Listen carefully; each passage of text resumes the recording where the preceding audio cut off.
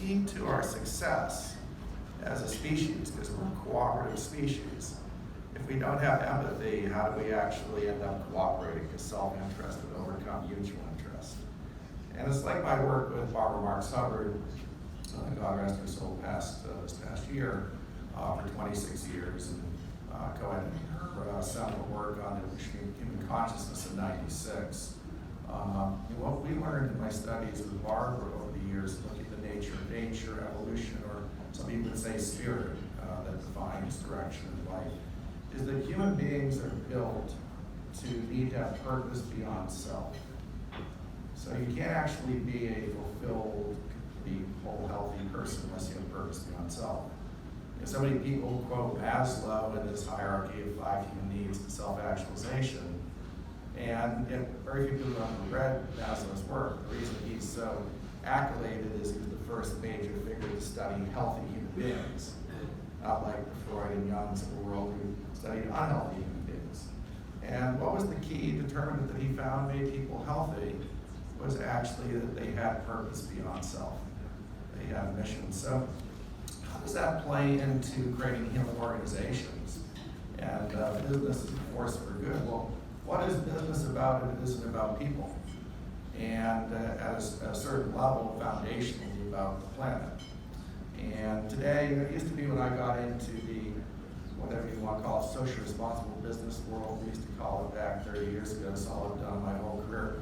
Originally, it was double bottom line, people and profit. It became triple bottom line, people, profit, planet. Today, we have quadruple bottom line, which is people, profit, planet, and purpose.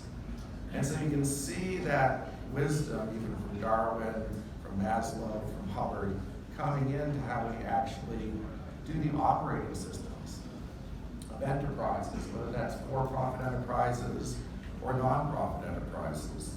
So today we're going to have some discussion about that. I'm going to share some practitioner knowledge on people, profit, planet, and purpose, and what's come up for me. I've certainly had a lot of ups and downs. Built or bankrupt 20 plus public and private companies. It's not been all a bed of roses. And one of the things that you find, by the way, which is interesting, is when you're running a highly purpose-driven company, one that's trying to do something that's really, truly good, in whatever way that is, enterprise, your nonprofit, profit, your family office. Your family office you probably look at as regenerative and sustaining, healing for the whole family. It's like it's a tribal center in the family office, which oftentimes it is, but what about the culture of that? What is the nature of that as a healing organization? What's the design of that to actually empower, to give voice, and to serve human beings' higher needs of expression, creativity, love, be whole, complete, and healthy? I found in managing enterprises that name themselves as the things I've done, with stated purpose to do something perhaps even great in the world, that the team members expect a higher standard then of the culture. They expect a higher standard of everybody. And then that can actually backfire against you because you're no longer a normal enterprise. You're now supposed to be extraordinary in every way. And then it's really easy to actually, in some situations, maybe even get attacked for being kind of average in some ways. Because we all fail, and we all have problems. I'm curious here in the room, in the way you define your enterprise, whatever that is, business, family office, your family. How many people in here, I'm going to give you 3 options, feel your culture? Again, your culture, which is the sustaining kind of operating system for the people part of the 4 Ps. How many people feel your culture is either mediocre, good, or great? So I just want to see if people don't mind raising hands. How many people feel like they have a mediocre culture in their enterprise, or they could use dramatic improvement in your current enterprise? And I'm going to raise my hand too, because I'm working on that right now, and I don't think I've done a good enough job. And it's really courageous of anybody to raise their hand in that situation. How about just good? It's good enough. How many people have good enough in their enterprises? And then, of course, the question is always, what is good enough, right? Is good enough good enough? And how many here feel like they've achieved greatness in the culture, the way you actually revitalize, energize, interact with your teams in your enterprise? It's interesting. So nobody actually feels quite they've achieved. One person out of the whole room. Very, very interesting. Well, one thing I've learned more and more in the last few years is how foundational culture is. And I've always, been aware of this people part of the whole foundations of being a progressive leader, a good steward, but it's harder than it looks. It really is. I'm going to give you a few, lessons or ideas that have hit me recently, including the one I mentioned particularly. If you say you're creating greatness, like in my current company where, we have a goal to reduce struggle for 1 billion people on the planet within 15 years, and our mission statement is we're growing a platform for caring people to do extraordinary good. But when you have mission statements like that, the culture expects a lot, and people expect a lot. So, one of the things, and these are just some lessons I've had in my recent enterprise, recently and along the way, clearly, critical crosstalk is one of the key areas where you can undermine an organization. Like in my current organization, I've made a few mistakes in that area where I've talked to somebody else, just say a board member, about, so-and-so could be doing better in this, or it's not working the way it should. Once that crosstalk happens, particularly the magnification, if you're the boss, so to speak, it really can undermine trust. And foundationally, what we want to focus on in creating a healing organization is trust first. Because without trust, people don't even hear each other. If somebody says something to you and you don't have foundational trust, does it really matter what they say? Can you really rely on that?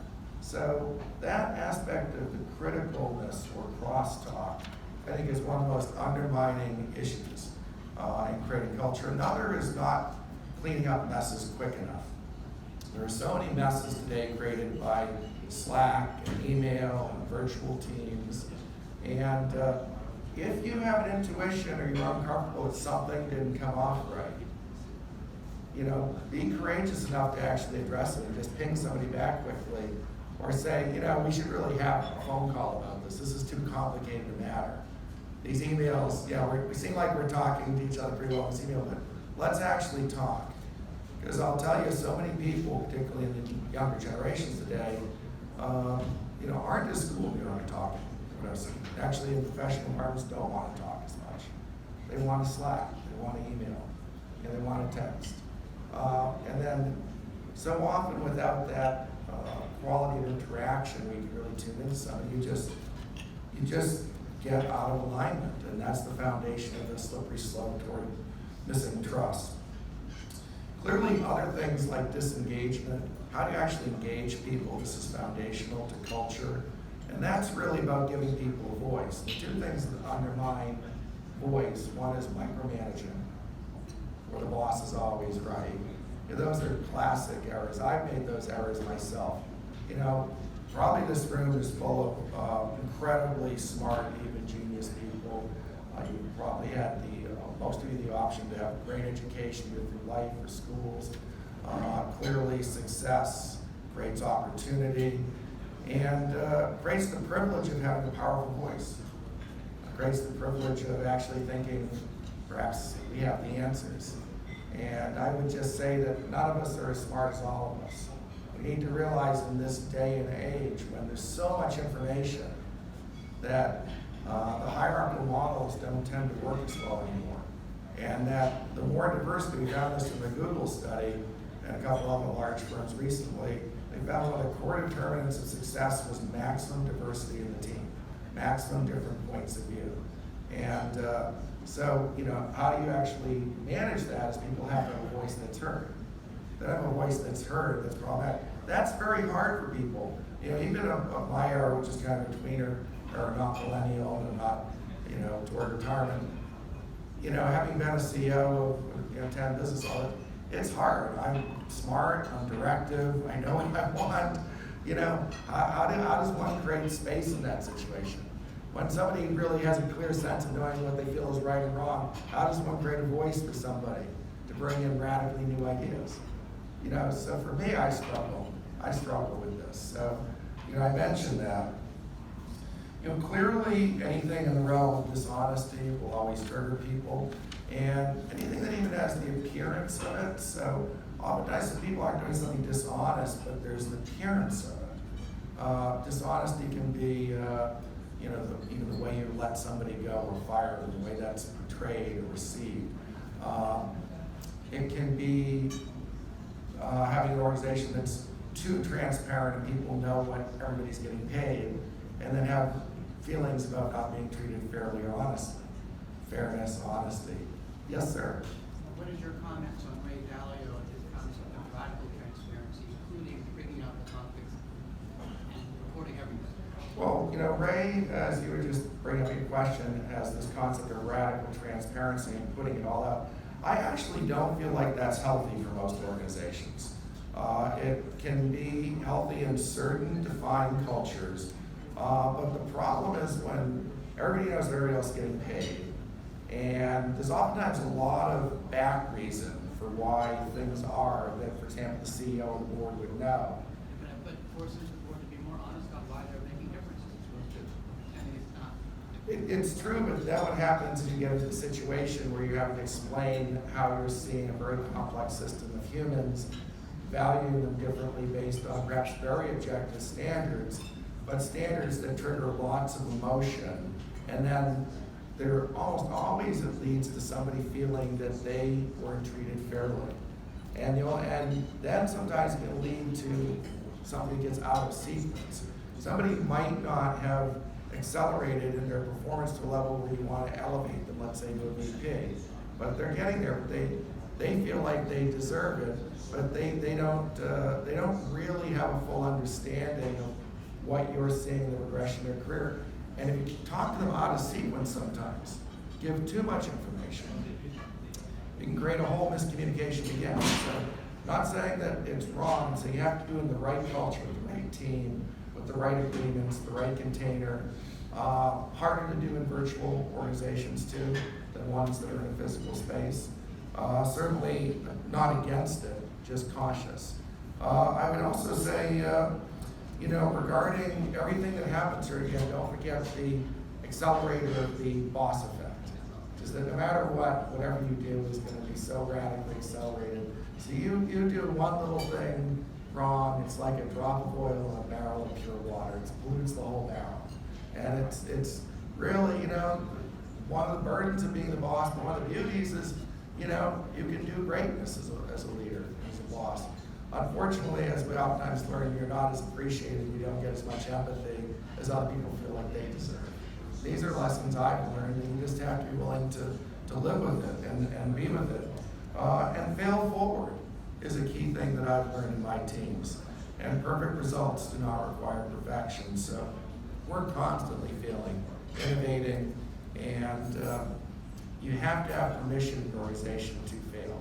That's very hard for a lot of people to allow, particularly from a lot of background that many perhaps of us have been brought up in, including myself. I'm a bit of a perfectionist, so creating the right space for failures, the right space for learnings, the right space for more interaction. More interaction creates more creation creates more radical newness, creates more diversity, creates more vitality, likely creates more success.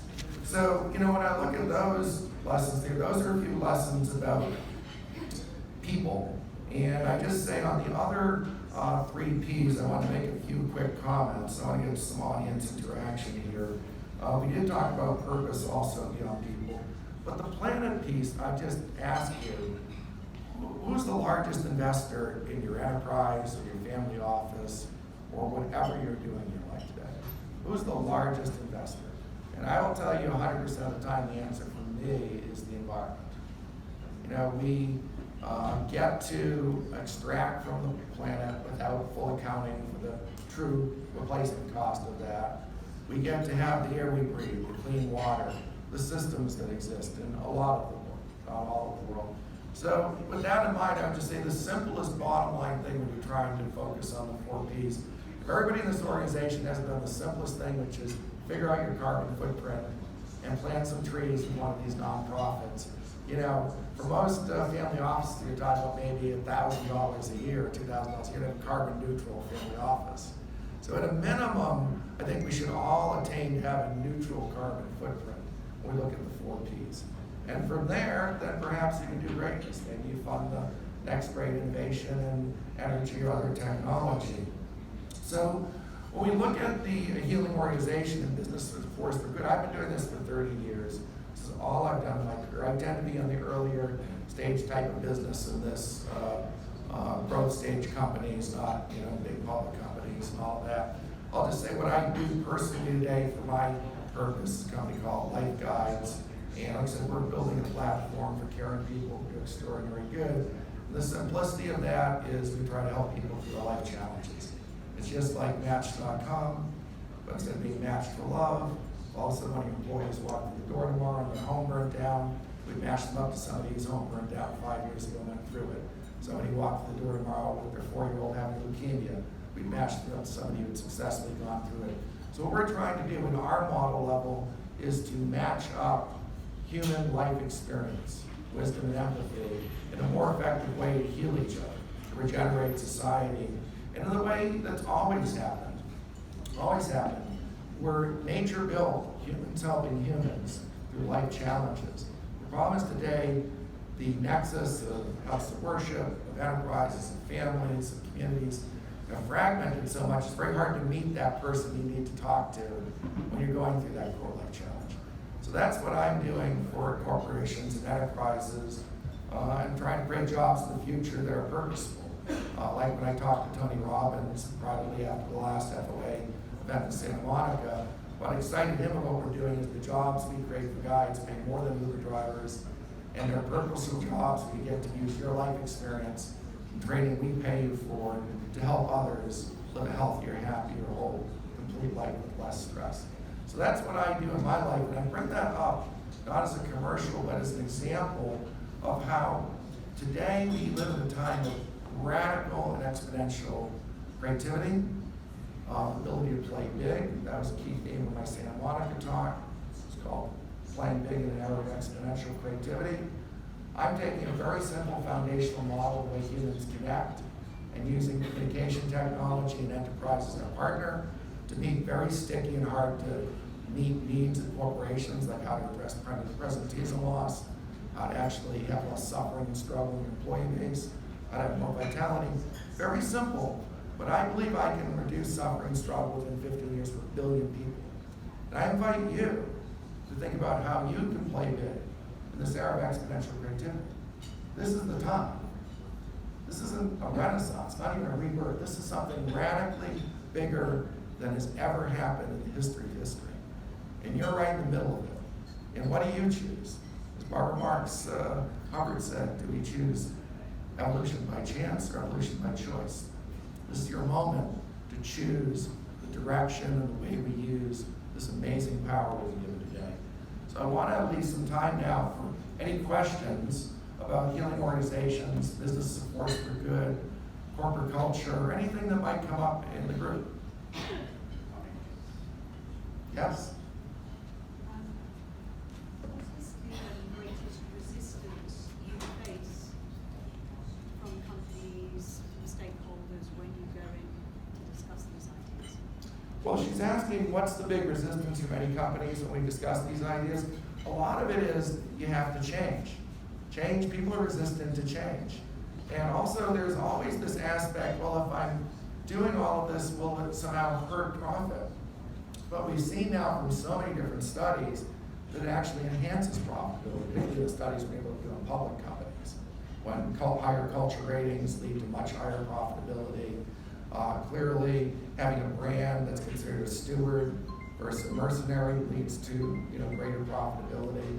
So I believe a lot of it is just people not creating space to actually let in new designs, new structures, new systems. And it's very hard. It is very hard to create a great corporate culture. It takes a lot of heart, it takes a lot of care. It's like tending a field, like a garden. It's continual. Other questions? Yes, please. What are the first steps to building that trust that's foundational? I believe the first question is to create engagement around that as a goal. And what you do is not only have a survey, but have a jointly created group of core values and mission statement, which are two different documents. So core values are the operating system of your enterprise. Like in my company, we have an acronym called CLEAR, C-L-E-A-R. The L, which might surprise you that my team came up with for a core value that we live in our team is love. Now, in today's era of Me Too and all of that, you know, to have a team, that wasn't what I chose to say. They all said we want to have love as a core value in our enterprise. And so, you know, that's a high standard. Yet, I believe it's a beautiful thing. And I tell my business partners appropriately, like my vice chairman of the board, we had a meeting in Monday in New York, you know, I said, hey, this is great. We love each other, respect each other. It's a beautiful thing. You know, dare to do that. Dare to be courageous and include people in that process. Other questions? Yes, David? Yeah, I believe it was Dennis Keegan, who's Sean Keegan's father. Oh, yeah. Yes, yeah, Sean. And he asked an interesting question about transparency. What I was curious about is, for those of us in the room that have family enterprises associated with our family offices, what would be the opportunity for those family enterprises to actually connect with the appropriate types of support for their employees? Well, I would say the good news is today there are an enormous number of culture consultants that do this and also institutes to train.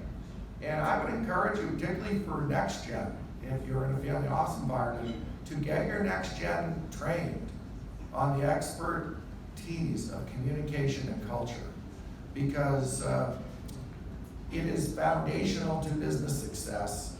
It is more important than I ever imagined even 5 years ago. And I'm learning this right now. And I've seen so many companies fail because of culture. It's like what happens is, let me give you an example. You create a great idea that can be the next Google, and the amazing pull of that potential brings in talent. Okay, attracting talent to an idea can be hugely profitable and great. Today is happening constantly.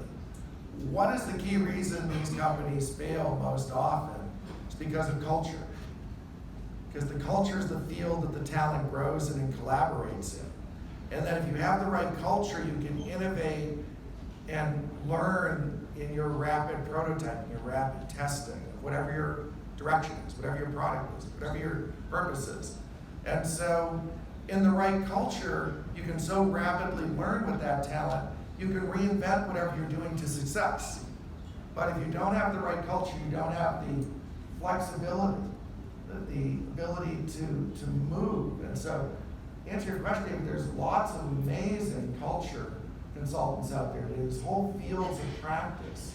And I would encourage next gen to get leadership training in that. In fact, it's some of what we're going to be doing in Miami at the Intergen track in Miami is talking about purpose and communications and culture. At our Basel, where I'll be leading a session on this. That's smart. I'll do you where you want. Great job. Thank you. Mark,